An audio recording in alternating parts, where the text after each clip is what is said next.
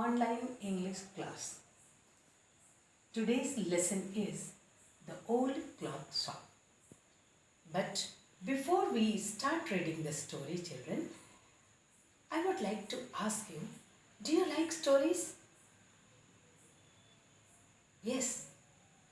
Some children like to listen to stories and some children like to read stories. Today's story is the old clock shop. But children, I would like to tell you the story in brief for your better understanding. It was Christmas Eve. It was very cold. The last minute shoppers were going home. The deaf owner of old clock shop, Mr. Ray, was working on his clock that he had sold that day.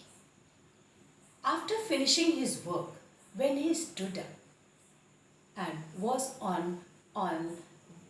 going back into his room, just then the front door of his shop opened and a gush of cold wind hit his back. He turned to see his last minute shoppers. They were two. One was in his 20s and another was close to 50. The younger shopper stood at the door and the older one, who was close to 50, came to the counter. There was no friendliness in his eyes. Mr. Ray feared, but he hid his fear.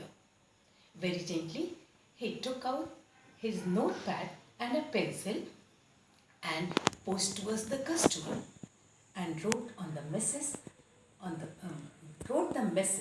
"May I help you?" He pointed to his ears and shook his head from side to side to tell that he was deaf. The shopper was surprised and he went to the door to say something to his friend. At the same time, Mr. Ray got a chance to look at his pocket. There was a shape of gun and his restless hand into his pocket. He boiled within, but he kept his head cool. He wrote the second message on the notepad. "Have you come to pick up a watch or a clock?" The shopper said nothing. They both looked at each other and understood what they had come for. The shopper had not come with good intention. His intention was bad. He was going to do something for which he would repent later. He took out his hand from his pocket and looked at his wristwatch. He unfastened it and placed it on the counter and asked Mr. Ray, "How much can you give for this watch?" Children, he wanted to mortgage his watch. There was shame in his eyes. Mr. Ray understood that he was down on his luck. He was having a tough time. He needed some money. Though he was not a pawnbroker, but he could not say no to the needy person. And he helped them with whatever he could.